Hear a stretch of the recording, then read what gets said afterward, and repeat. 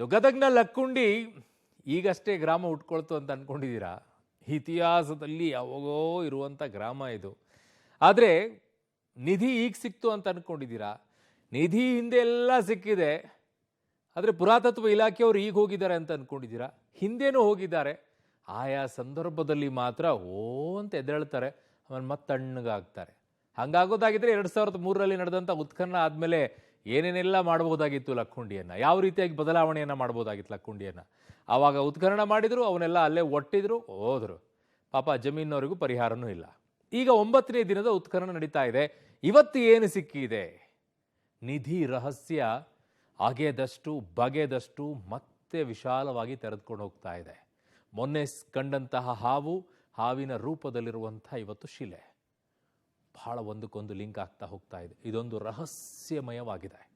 ನೋಡಿ ಸ್ಟೋರಿಯನ್ನು. ಲಕ್ಕುಂಡಿಯಲ್ಲಿ 9ನೇ ದಿನದ ಉತ್ಖನನ ಬಗೆದಷ್ಟು ಬಯಲಾಗ್ತಾ ಇದೆ. ಪ್ರಾಚ್ಯಾವಶೇಷಗಳು, ತೋಟದ ಮನೆಯಲ್ಲೂ ಪುರಾತನ ಶಿಲೆಗಳು. ಹೌದು, ಗದಗದ ಲಕ್ಕುಂಡಿಯಲ್ಲಿ 9ನೇ ದಿನದ ಉತ್ಖನನದ ಕಾರ್ಯ ಮುಂದುವರೆದಿದೆ. ಪ್ರಾಚ್ಯಾವಶೇಷಗಳು ಬಗೆದಷ್ಟು ಬಯಲಾಗ್ತಿದೆ. ಕಳೆದ 8 ದಿನಗಳಿಂದಲೂ ಉತ್ಖನನದ ವೇಳೆ ಒಂದಿಲ್ಲೊಂದು ಪುರಾತನ ವಸ್ತುಗಳು ಸಿಗುತ್ತಲೇ ಇದೆ. ಈ ನಡುವೆ ಮತ್ತೊಂದು ಕಡೆ ಅಪರೂಪದ ಘಟಸರ್ಪದ ನಾಗರಕಲ್ಲಿನ ಮೂರ್ತಿ ಪತ್ತೆಯಾಗಿರೋದು ಕುತೂಹಲ ಮೂಡಿಸಿದೆ. ಲಕ್ಕುಂಡಿ ಗ್ರಾಮದ ಷಣ್ಮುಖಪ್ಪ ಅವರ ಜಮೀನಿನಲ್ಲಿ ಈ ಅಪರೂಪದ ಶಿಲಾಮೂರ್ತಿ ಪತ್ತೆಯಾಗಿದೆ. ಪತ್ತೆಯಾದ 7 ಹೆಡೆಯ ಅಪರೂಪದ ಶಿಲೆ ವಿಜಯನಗರ ಅರಸರ ಕಾಲಕ್ಕೆ ಸೇರಿದೆ ಅನ್ನೋದು ಗೊತ್ತಾಗಿದೆ. ಅಲಂಕಾರಿಕ ವಿನ್ಯಾಸ ಹೊಂದಿರುವ ಘಟಸರ್ಪದ ಮೂರ್ತಿ ಐತಿಹಾಸಿಕ ಮಹತ್ವ ಪಡೆದಿದೆ. ನಿಧಿ ಇದ್ದಲ್ಲಿ ಸರ್ಪ ಕಾವಲಿರುತ್ತೆ ಎಂಬ ನಂಬಿಕೆ ಇದೆ. ಹೀಗಾಗಿ ಈ ಸ್ಥಳದಲ್ಲಿ ಹಾವಿನ ಶಿಲೆಗಳು ಸಿಕ್ಕಿದ್ದು ಅಚ್ಚರಿಗೆ ಕಾರಣವಾಗಿದೆ. 7 ಹೆಡೆಯುಳ್ಳ ನಾಗರ ಹಾವಿನ ಶಿಲೆ, ಅಕ್ಕಪಕ್ಕ 2 ಹೆಡೆಯ 7 ಶಿಲೆಗಳು ಪತ್ತೆಯಾಗಿದೆ. ಸುಂದರವಾದ ಉಬ್ಬು ಕೆತ್ತನೆ ಇರುವಂತಹ 7 ಹೆಡೆಯ ಸರ್ಪದ ಶಿಲೆ ನೆಲದಲ್ಲಿ ಹುದುಗಿ ಹೋಗಿತ್ತು. ಐತಿಹಾಸಿಕ ಸ್ಥಳ ಗದಗ ಜಿಲ್ಲೆಯ ಲಕ್ಕುಂಡಿಯಲ್ಲಿ ಸಾಕಷ್ಟು ನಿಧಿ ಸಂಪತ್ತು ಇದೆ ಎನ್ನುವಂಥದ್ದು ಇಲ್ಲಿ ತಜ್ಞರು ಹಾಗೂ ಹಿರಿಯರು ಹೇಳುವಂಥದ್ದು. ಅದಕ್ಕೆ ಪುಷ್ಟಿ ನೀಡುವಂತೆ ನಮ್ಮ ಒಂದು ಎಡಭಾಗದಲ್ಲಿ ತೋರಿಸ್ತಾ ಇದ್ದೀನಿ. ಈ ಒಂದು ಬಲಭಾಗದಲ್ಲಿ ಇಲ್ಲಿ ಘಟಸರ್ಪದ ಒಂದು ಶಿಲೆ ಇದೆ. 7 ಹೆಡೆಯ ಸರ್ಪದ ಒಂದು ಶಿಲೆ ಕೂಡ ನಾವು ತೋರಿಸುವಂಥ ಕೆಲಸ ಮಾಡ್ತಿದ್ವಿ. ಇದು ಪಬ್ಲಿಕ್ ಟಿವಿಯ ಒಂದು ಗ್ರೌಂಡ್ ರಿಪೋರ್ಟ್ ಮೂಲಕ ಈ ಒಂದು 7 ಹೆಡೆಯ ಸರ್ಪದ ಒಂದು ಶಿಲೆಯನ್ನು ತೋರಿಸ್ತಾ ಇದ್ದೀವಿ. ಇದು ಸುಮಾರು ಒಂದು 4 ರಿಂದ 5 ಅಡಿಯಷ್ಟು ಇರುವಂತಹ ಒಂದು ಶಿಲೆಯ ಕಲ್ಲು. ಅಕ್ಕಪಕ್ಕದಲ್ಲಿ ಸುಮಾರು 2 ಹೆಡೆಯ ಒಂದಿಷ್ಟು ಹಾವಿನ ಚಿತ್ರಗಳನ್ನು ಸಹ ಇಲ್ಲಿ ಕೆತ್ತನೆ ಮಾಡಿ ಇಡಲಾಗಿದೆ. ಅಂದರೆ ಇಲ್ಲಿಯ ತಜ್ಞರು ಮತ್ತು ಹಿರಿಯರು ಹೇಳೋ ಪ್ರಕಾರ ಎಲ್ಲಿ ನಿಧಿ ಇರುತ್ತೆ, ಎಲ್ಲಿ ಸಂಪತ್ತಿರುತ್ತೆ, ಆ ಸಂಪತ್ತನ್ನು, ಆ ನಿಧಿಯನ್ನು ಇಲ್ಲಿ ಸರ್ಪಗಳು ಕಾವಲನ್ನಾಗಿ ಕಾಯ್ತವೆ ಎನ್ನುವಂಥದ್ದು ಕೂಡ ಇಲ್ಲಿ ಹಿರಿಯರು ಪೂರ್ವಜರು ಹೇಳ್ತಾ ಬಂದಿರುವಂಥದ್ದು. ಹಾಗಾಗಿ ಈ ಲಕ್ಕುಂಡಿಯ ಒಂದು ಹೊರಭಾಗದಲ್ಲಿ ಈ ಒಂದು ಷಣ್ಮುಖಪ್ಪ ರೌದಿ ಎನ್ನುವಂಥವ್ರ ಒಂದು ಜಮೀನಿದೆ. ಆ ಜಮೀನಿನಲ್ಲಿ ಈ ಒಂದು 7 ಹೆಡೆಯ ಘಟಸರ್ಪದ ಒಂದು ಶಿಲೆ ಸಹ ಇಲ್ಲೇ ಇರುವಂಥದ್ದು. ಹಾಗಾಗಿ ಇದು ಕೇವಲ ಒಂದೇ ಅಲ್ಲ, ಇದರ ಅಕ್ಕಪಕ್ಕದಲ್ಲಿ ಸುಮಾರು 7 ಹಾವಿನ ಶಿಲೆಗಳು ಸಹ ಇರುವಂಥದ್ದು.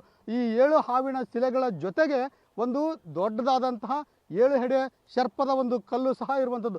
ನಾವು ತೋರಿಸ್ತಾ ಇದ್ದೀವಿ. ಇದು ಪ್ರಮುಖವಾದಂಥ ಹೆಡೆ. ಇದರ ಅಕ್ಕಪಕ್ಕದಲ್ಲಿ ಕೂಡ ಸುಮಾರು 3 ಹೆಡೆಗಳಿವೆ. ಇದು ಎಡಭಾಗದಲ್ಲಿಯೂ 3 ಹೆಡೆ, ಜೊತೆಗೆ ಬಲಭಾಗದಲ್ಲಿಯೂ ಸಹ 3 ಹೆಡೆ ಇರುವಂತಹ ಒಂದು ಬೃಹದಾಕಾರದ ಒಂದು ಕಲ್ಲಿನ ಶಿಲೆ. ಲಕ್ಕುಂಡಿಯಲ್ಲಿದೆ 100 ವರ್ಷದ ಹಳೆಯ ಕಾಲದ ಬಾವಿ, ಹೆಣ್ಣು ದೇವರ ಮೂರ್ತಿ, ದ್ವಾರಪಾಲಕನ ಶಿಲೆ ಪತ್ತೆ.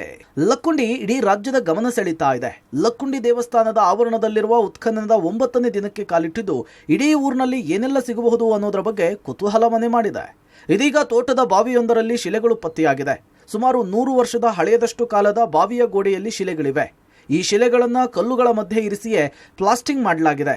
ದಾನಶಿಲೆ, ದ್ವಾರಪಾಲಕ ಶಿಲೆ, ಬೋದಿಗೆ ಶಿಲೆಗಳು ಅಂತ ಪತ್ತೆಯಾಗಿದೆ. ದೇವಾಲಯಗಳ ಸ್ವರ್ಗ, ಶಿಲ್ಪಕಲೆಯ ತೊಟ್ಟಲು ಐತಿಹಾಸಿಕ ಸ್ಥಳವಾದಂತಹ ಗದಗ ಜಿಲ್ಲೆಯ ಲಕ್ಕುಂಡಿಯಲ್ಲಿ ಅಗೆದಷ್ಟು ಬಗೆದಷ್ಟು ಪ್ರಾಚೀನ ಕಾಲದ ಅವಶೇಷಗಳು ಸಹ ಪತ್ತೆಯಾಗ್ತಿದೆ. ಅದರ ಮತ್ತೊಂದು ಗ್ರೌಂಡ್ ರಿಪೋರ್ಟನ್ನು ಪಬ್ಲಿಕ್ ಟಿವಿ ಮೂಲಕ ತೋರಿಸ್ತಾ ಇದ್ದೀವಿ. ಈ ಒಂದು ಲಕ್ಕುಂಡಿಯ ಹೊರವಲಯದಲ್ಲಿರುವಂತಹ ರೌದಿಯವರ ಒಂದು ಜಮೀನಿನಲ್ಲಿ ಒಂದು ಬೃಹದಾಕಾರದ ಒಂದು ಬಾವಿ ಇದೆ. ಆ ಬಾವಿಗೆ ಕಟ್ಟಲಾದಂತಹ ಒಂದಿಷ್ಟು ಆ ಗೋಡೆ ಕಲ್ಲುಗಳಲ್ಲೂ ಸಹ ಒಂದಿಷ್ಟು ಐತಿಹಾಸಿಕ ಒಂದಿಷ್ಟು ಶಿಲೆಗಳು ಇರುವಂಥದ್ದು. ಅದು ಹೇಗೆಂದರೆ ತುಂಬ ನೈಜವಾಗಿ ಕೆತ್ತನೆ ಮಾಡಿದಂತಹ ಸುಂದರ ಆಕೃತಿಯ ಕಲೆಗಳು ಸಹ ಇದರಲ್ಲಿ ಮೂಡಿಬರುವಂಥದ್ದು. ನೀವು ನೋಡ್ತಿರ್ಬೋದು.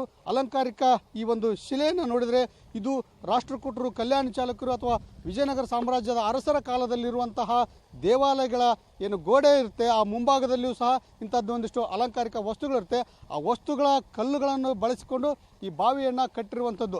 ಹಾಗಾಗಿ ಇದು ಇಂದು ನೀನೇದಲ್ಲ, ಸುಮಾರು 100-200 ವರ್ಷಗಳ ಹಿಂದೆ ಈ ಬಾವಿ ಇತ್ತು ಅನ್ನುವಂಥದ್ದು ಈ ಜಮೀನಿನ ಮಾಲೀಕರು ಹೇಳ್ತಾ ಇದ್ದಾರೆ. ಆಗಿನ ಕಾಲದಲ್ಲೇ ಇಂಥ ಒಂದಿಷ್ಟು ಕಲ್ಲುಗಳನ್ನು ಬಳಸಿ ಈ ಒಂದು ಬಾವಿಯನ್ನು ಕಟ್ಟಿರುವಂಥದ್ದು. ಈ ಕಲ್ಲುಗಳು ಹೇಗೆ ಬಂದವು ಅಂತಂದರೆ ವಿಜಯನಗರ ಸಾಮ್ರಾಜ್ಯರ ಆಳ್ವಿಕೆಯ ನಂತರ ಆ ಒಂದಿಷ್ಟು ದೇವಸ್ಥಾನಗಳು ನಾಶವಾದಂತಹ ದೇವಸ್ಥಾನದ ಕಲ್ಲುಗಳನ್ನು ಬಳಸಿಕೊಂಡು ಇಂಥ ಬಾವಿ ಜೊತೆಗೆ ಮನೆಗಳನ್ನು ಕಟ್ಟಿರುವಂಥದ್ದು. ಅಂತಹ ದೃಶ್ಯಗಳು ಸಹ ಇಲ್ಲಿ ಲಕ್ಕುಂಡಿಯಲ್ಲಿ ಆಗದಷ್ಟು. ಇನ್ನು ಲಕ್ಕುಂಡಿಯ ತೋಟದ ಮನೆಯಲ್ಲಿ ಶಿಲೆಗಳು ಪತ್ತೆಯಾದ ಬಗ್ಗೆ ಜಮೀನಿನ ಮಾಲೀಕ ಕಲ್ಲಯ್ಯ ಪಬ್ಲಿಕ್ ಟಿವಿಗೆ ಪ್ರತಿಕ್ರಿಯೆ ಕೊಟ್ಟಿದ್ದಾರೆ. ಇದು ನಮ್ಮ ಪೂರ್ವಜರು ಕಟ್ಟಿದ ಬಾವಿ ಮನೆ ಅಂತ ಹೇಳಿದ್ದಾರೆ. 100 ವರ್ಷಗಳ ಹಿಂದೆಯೇ ಈ ಬಾವಿ ಮನೆಯನ್ನ ಕಟ್ಟಲಾಗಿದೆ. ದೇವಸ್ಥಾನದ ಅವನತಿಯ ನಂತರ ಈ ಬಾವಿ ಮನೆ ಕಟ್ಟಲಾಗಿದೆ ಅಂತ ಹೇಳಿದ್ರು. ಅಳಿದುಳಿದ ಕಲ್ಲುಗಳನ್ನು ಬಳಸಿ ಈ ಬಾವಿ ಮತ್ತು ಮನೆಯನ್ನ ನಿರ್ಮಾಣ ಮಾಡಲಾಗಿದೆ ಅಂತ ಹೇಳಿ ಪಬ್ಲಿಕ್ ಟಿವಿಗೆ ಜಮೀನಿನ ಮಾಲೀಕ ಕಲ್ಲಯ್ಯ ಪ್ರತಿಕ್ರಿಯೆ ಕೊಟ್ಟಿದ್ದಾರೆ. ಲಕ್ಕುಂಡಿಯ ಹೊರವಲಯದಲ್ಲಿರುವಂತಹ ಕಲ್ಲಯ್ಯ ಬಳಗಾನೂರು ಅನ್ನುವಂಥವರ ಜಮೀನಲ್ಲಿ ಆ ಒಂದು ತೋಟದ ಮನೆ ಇದೆ. ಆ ತೋಟದ ಮನೆಗೂ ಸಹ ಒಂದಿಷ್ಟು ಶಿಲಾ ಕಲ್ಲುಗಳನ್ನು ಬಳಸಿಕೊಂಡು ಆ ತೋಟದ ಮನೆಯನ್ನು ಕೂಡ ಕಟ್ಟಿರುವಂಥದ್ದು. ಆ ಜಮೀನಿನ ಮಾಲಕರಿಗೆ ನಮ್ಮ ಜೊತೆಗಿದ್ರೆ. ಇದು 100 ವರ್ಷಗಳ ಇತಿಹಾಸ ಸರ್. ನಮ್ಮ ಪೂರ್ವಜರು ಕಟ್ಟಿರ್ತಕ್ಕಂಥ ಇದು ಇಂಜಿನ್ ಮನೆ ಸರ್. ಹಿಂದಿನ ಹಿರಿಯರು ಕಟ್ಟಿರ್ತಕ್ಕಂಥದ್ದು ಅದನ್ನೇ ನಾವು ಕಂಟಿನ್ಯೂ ಆಗಿ ಮುಂದುವರ್ಸ್ಕೊಂಡು ಹೋಗ್ತಾ ಇದ್ದೀವಿ. ಇಲ್ಲಿ ಮೂರ್ತಿಗಳು ಇರೋದು ಅಂತಂದ್ರೆ ಇದು ಈ ಗೋಡೆಯಲ್ಲಿ ಇರೋದೊಂದು, ಹಿಂದ್ಗಡೆ ಇರೋದೊಂದು, ಅದನ್ನು ಬಿಟ್ಟರೆ ಬೇರೆ ಏನೂ ಇಲ್ಲ ಸರ್. ಸರ್, ಈ ಒಂದಿಷ್ಟು ಮೂರ್ತಿಗಳಿದೆ, ಶಿಲಾ ಶಾಸನಗಳಿದೆ, ಜೊತೆಗೆ ಒಂದಿಷ್ಟು ದಾನಶಿಲೆ ಅನ್ನುವಂಥದ್ದು ಒಂದು ಕುರುಹು ಇದೆ. ಈ ಥರದ್ದೆಲ್ಲ ಕಟ್ಟಿದ್ರಲ್ಲ, ಇದನ್ನ ಏನು ಅನ್ಸುತ್ತೆ ಸರ್? ಯಾವಾಗ ಕಟ್ಟಿದ್ರಿ? ಜೊತೆಗೆ ಇದನ್ನ ಯಾಕೆ ಇವನ್ನೆಲ್ಲ ಬಳಕೆ ಮಾಡ್ಕೊಂಡ್ರಿ? ಸರ್, ನಾವು ಕಟ್ಟಿದ್ದಲ್ಲ ಸರ್, ಇದು ನಮ್ಮ ಹಿರಿಯರು ಕಟ್ಟಿರ್ತಕ್ಕಂಥದ್ದು ಇಂಜಿನ್ ಮನೆ ಸರ್. ನಾವು ಕಟ್ಟಿದ್ರೆ ನಮ್ಗೆ ಗೊತ್ತಾಗ್ತಾ ಇತ್ತು. ನಾವು ಕಟ್ಟಿದ್ದಲ್ಲ ಸರ್, ಇದು ನಮ್ಮ ಪೂರ್ವಜರು ಕಟ್ಟಿರ್ತಕ್ಕಂಥದ್ದು 100 ವರ್ಷಗಳ ಇತಿಹಾಸ ಇರತಕ್ಕಂಥದ್ದು. ಅದಕ್ಕೋಸ್ಕರ ನಮಗೆ ಇದ್ರ ಬಗ್ಗೆ ಮಾಹಿತಿ ಇಲ್ಲ. ಒಟ್ನಲ್ಲಿ ಲಕ್ಕುಂಡಿಯಲ್ಲಿ ದಿನದಿಂದ ದಿನಕ್ಕೆ ವಿಶೇಷ ವಸ್ತುಗಳು ಭೂಮಿಯ ಒಡಲಾಳದಲ್ಲಿ ಪತ್ತೆಯಾಗ್ತಾ ಇದೆ. ಈ ನಡುವೆ ಇವತ್ತು ಹಲವಾರು ವಿಸ್ಮಯಕಾರಿ ಪುರಾತನ ಶಿಲ್ಪಗಳು ಕೂಡ ಪತ್ತೆಯಾಗಿವೆ. ವಿಶೇಷವಾಗಿ ಉತ್ಖನನಕಾರರಿಗೆ ಹಳೆಯ ಮನೆಗಳು ಮತ್ತು ತೋಟದ ಮನೆಗಳ ಗೋಡೆಗಳಲ್ಲಿ ಚಾಲುಕ್ಯ ಮತ್ತು ರಾಷ್ಟ್ರಕೂಟರ ಕಾಲದ ಶಿಲೆಗಳು ಗೋಚರಿಸಿವೆ. ಇದು ಲಕ್ಕುಂಡಿಯ ಶ್ರೀಮಂತ ಐತಿಹಾಸಿಕ ಪರಂಪರೆಯನ್ನ ಮತ್ತಷ್ಟು ಎತ್ತಿ ಹಿಡಿದಿದೆ. Bhimanagouda Patil, public TV, Gadag.